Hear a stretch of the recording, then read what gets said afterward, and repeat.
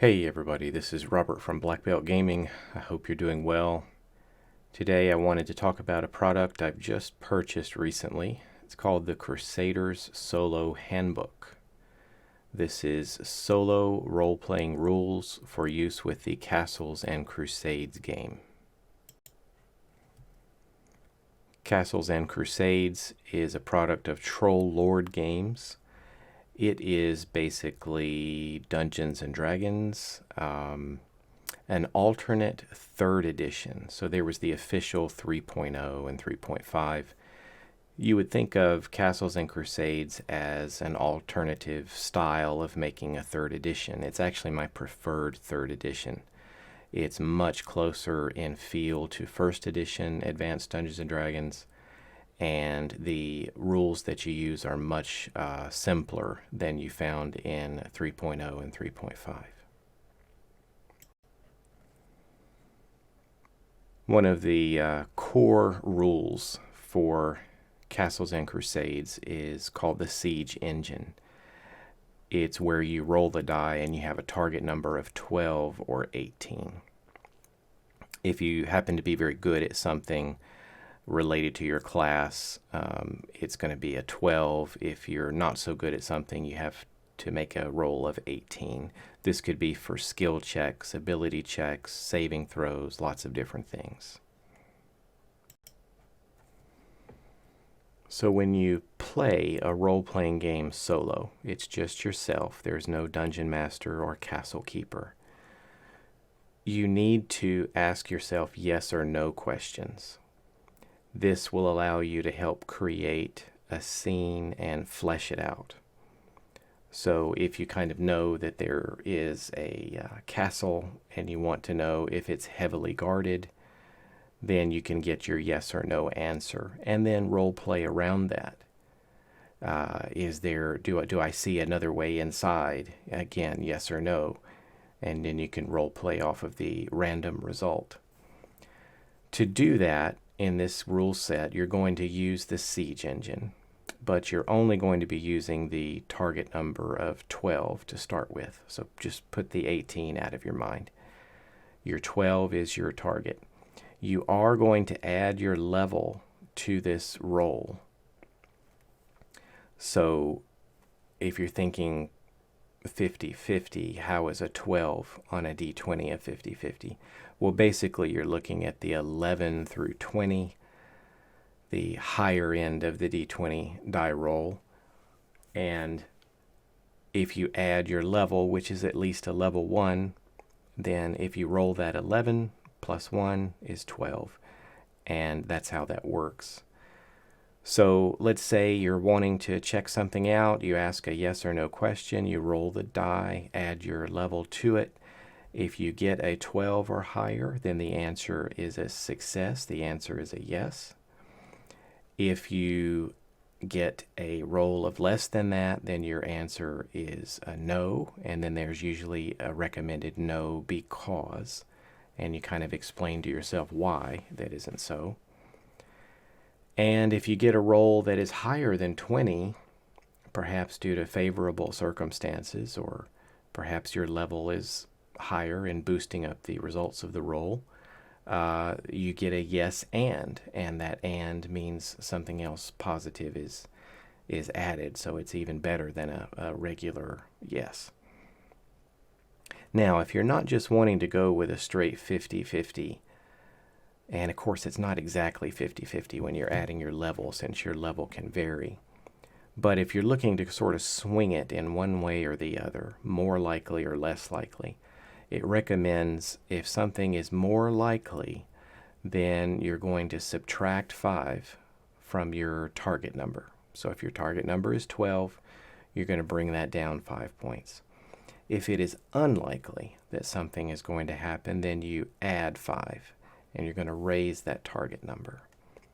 And as you go along and you're getting your answers, if you happen to get a target number of 20 or more, and how could that happen? Well, it says that each time you fail, each time you get this answer of no, you add 1 to your target number. And I'm using the term target number. They use a different one in this document. But so that 12 changes to a 13. You get another no, that 13 changes to a 14. It starts creeping up.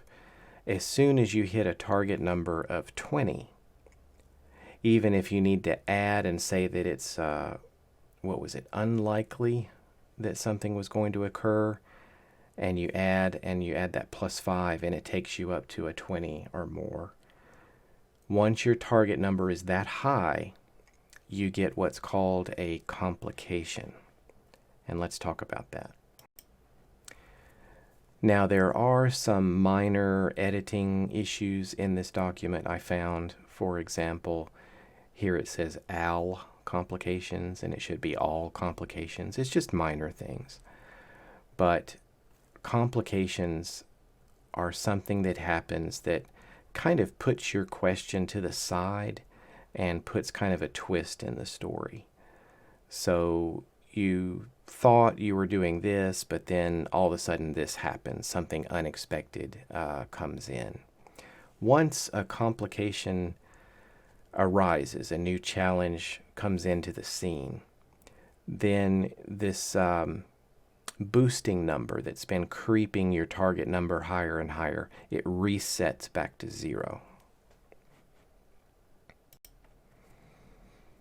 It also has some other ways of using complications. It says if you roll a natural 1 when you're asking your questions, you have a calamity. A calamity means that it's a no, but something also goes wrong. It kind of reminds me of rolling a despair in Star Wars Edge of the Empire. So it's not just a failure, but something bad in the scene happens. Something goes wrong. When you roll a natural 20, it's like rolling a triumph in Edge of the Empire. Something positive happens. You get some sort of fortuitous event. So a calamity just says, just think to yourself, what could go wrong right now? And it just did. For a fortuitous event, it's a plot twist that helps you out. And it gives you an example of in the 1982 Conan the Barbarian movie. Awesome reference, by the way. Valeria suddenly, inexplicably returns from the dead to save Conan, asking him if he wants to live forever in the middle of his fight. That's a fortuitous event. So they can shake up the adventure, and they can be big things or small things. Doesn't matter. So I haven't tried that out yet. I haven't given this a test run yet, but it's kind of interesting how the target number changes and how it can pull some different things in. So I need to see how this plays. I guess if you just wanted a simple system of getting your yes-no answers, you wouldn't necessarily have to add in all of these challenge and complication things. Open questions. Sometimes you want to ask a question during your game. You're not sure. You haven't decided yet what's really going on in a scene, and you want some ideas to work off of. So let's say you're listening to two guards talking. This gives you a list of things to work off of. You take a d20 and another d20 and you roll them. And let's say you rolled a 1 and a 2. A 1 on the first 20-sided dice and a 2 on the second. You would look on this chart, and a 1, it says plotting with. A 2 on the chart, on the second column, says a colleague. So the guards are talking about plotting with a colleague. And then you kind of make up how that might fit into your adventure. I'm actually going to skip ahead and talk about some of these keywords. There are many, many, many words listed in the back or towards the back of this document that you can use instead of the 2d20 roll. If you want more variety than that's giving you. It recommends looking around the room and finding something that's going to provide you with 2 letters from the alphabet. So let's say you look at something and you see broom closet and it gives you a B and a C. You can go to the B words and either choose the first B word, or I guess if you wanted to, you could just pick out any B word that looks interesting to you at hand, and then cross that off the list. You've used that one. And then you go to the C's and get your word, and then you cross that one off. So the next time you need a B word, you'll have others to choose from instead of the one you've chosen before. So you might choose or might get the B word bold, and then in the next, in the C's, you might get, collusion. And you need to work in something about bold collusion and how you can fit that into your adventure. Well, as you're going through your solo play and you encounter non-player characters like the shopkeeper or the local town guard, you may want to find out how they're reacting to you. And using the Castles and Crusades system and this document, you roll a d20 and you add your charisma bonus. So the higher the roll, the better reaction you're going to get from this NPC. And then you role play off of that. The document recommends that you keep a note or kind of a journal of any loose ends or plot hooks, things that happen that could be investigated more, but maybe you're not doing right now. You know, say one of those complications comes up and your game takes a sudden turn in a different direction and it kind of left something else unexplored. You may want to note that down so that you can come to that later. Or maybe an NPC reacted in a certain way, but you really haven't explored why they reacted that way. You may want to come back and explore more about that later.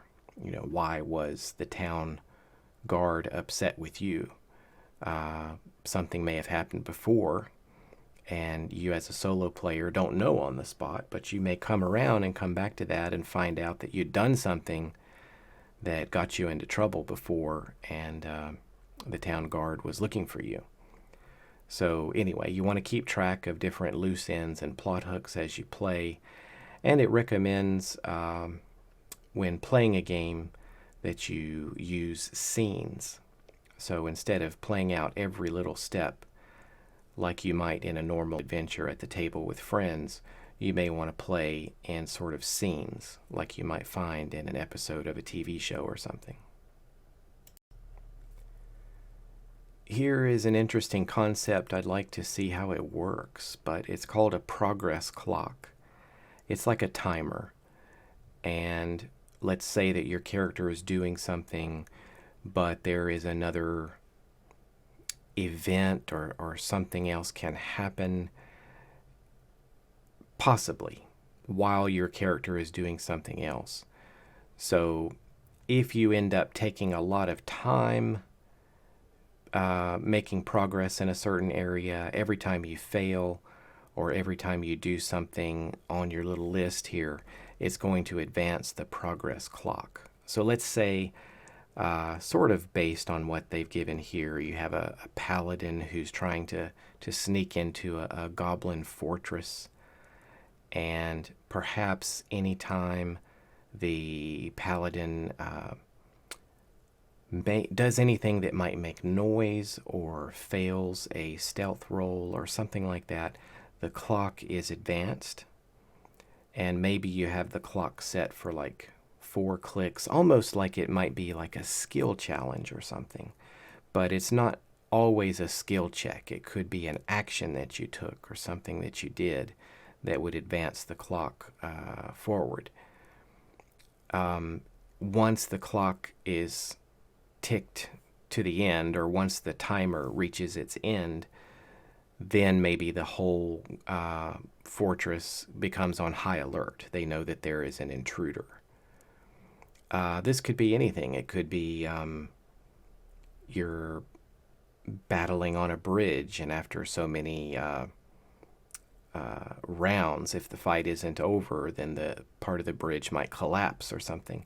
Whatever that might be exciting to add into your game. But you put that little timer there that may or may not end up going off. Speaking of combat, it recommends the use of narrative combat for when you want to take some of the less important combats and speed them up. So you may want to take a measure of the odds of what it takes to hit your opponent, what it takes for them to hit you, how much damage each of you are doing.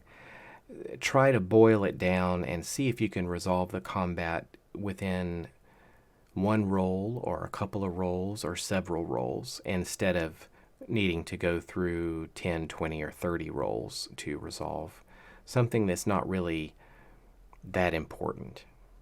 So where that might be fine to play out in a group at the table one night, you may want to have the less important scenes maybe resolved a little quicker so that you can get more to a more climactic moment in your adventure.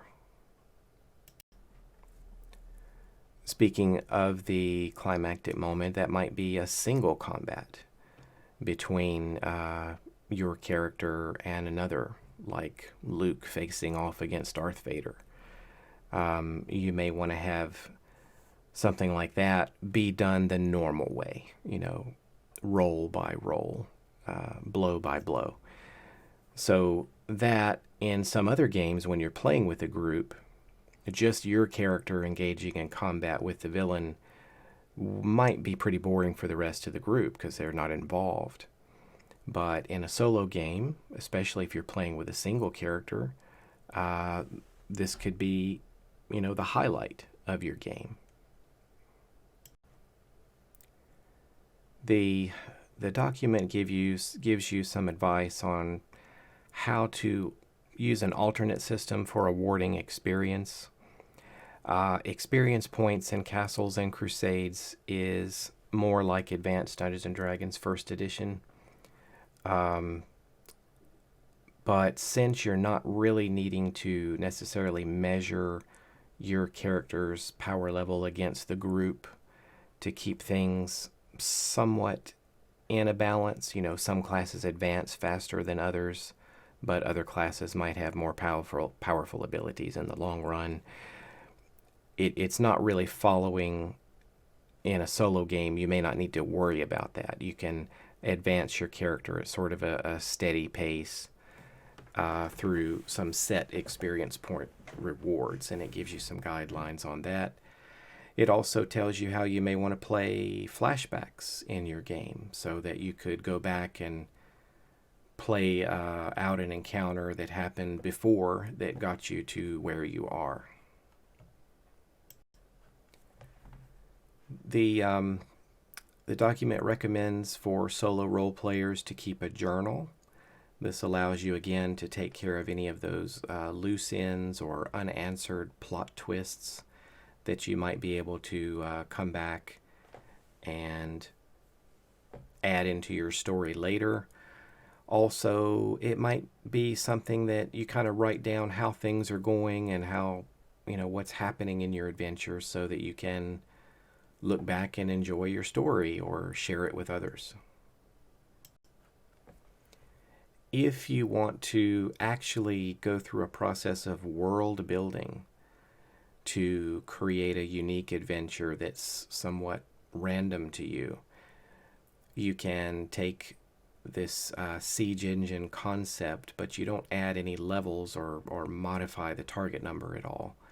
So you're slightly going to get more no's than yeses. So you still have 12 as your target. But if you get anything that's 11 or lower, you're going to get a no. If you get a 12 or higher, it is a yes. So let's say you're trying to decide how common magic is in this world. And is magic common? And then you roll the die and you find out, yes, it's common, or no, it is not common. The Crusaders solo handbook gives you some guidelines on how to use these rules to play in a group if you don't have a castle keeper, a dungeon master, a GM. So you can still ask some of these questions and get some answers and play off of that as a group together. It even says that you can use this rule set to help you play through a module, which can be a challenge, a published adventure. And you may want to organize the adventure into different scenes so that you kind of have it set up where you can move from scene to scene. There's some recommendations about levels. One of those is the character level, and another one is talking about encounter difficulty. It recommends that since you're probably playing a character by yourself, like you're playing a Conan-like character, and you're on this adventure alone, truly solo, you may want to start or have your character be above first level. You may want to be maybe third level or something. That just gives you a greater chance of survival and gives you a little bit more of a bonus by adding your level to different siege engine checks. Encounters. If you're going through a published adventure, it's probably designed for a group of maybe 4 or 5 players, maybe even up to 6. And you may want to divide and lower the number of opponents that you might be facing. So instead of facing a group of 6 orcs, you might end up facing 1 or 2 instead. Fate points are another thing that they said is a common house rule for many solo gamers. It kind of allows you to, if it's a sort of on the weaker end, to spend a fate point to re-roll a die and use the new result. Or it can be stronger and you can have a fate point actually change a failed roll to a success. Really save you in a certain crisis from immediate death. So those are optional, but there are some guidelines there for that. First initiative. That really reminds me of the way that we used to play Advanced Dungeons and Dragons years ago, and I did a video on that recently. First initiative says it's an option that you don't roll initiative for combat. It's assumed that you win the initiative every time unless you are surprised. And that's how very often our games used to go. We would have the chance to react first unless we were surprised by something. And then we were surprised, and the creatures or enemies got to take the first actions. And then just finally at the very, very end, there is a breakdown of the 20 results that you could get on the old Magic 8-ball, that toy that you could shake and ask a question and it would come up and say something. It would say like most likely, or it would say outlook not so good. If you want to use anything like that in your solo gaming, it's listed all the 20 answers at the end of the document. So that is a brief look and breakdown of the Crusaders Solo Handbook from Parts Per Million, compatible with Castles and Crusades by Troll Games. I am definitely interested in giving this a test drive, so I hope you'll join me for that. You might have a chance to see how Castles and Crusades plays, and then get to see how these solo rules work. So stick around for that. I'll catch you later.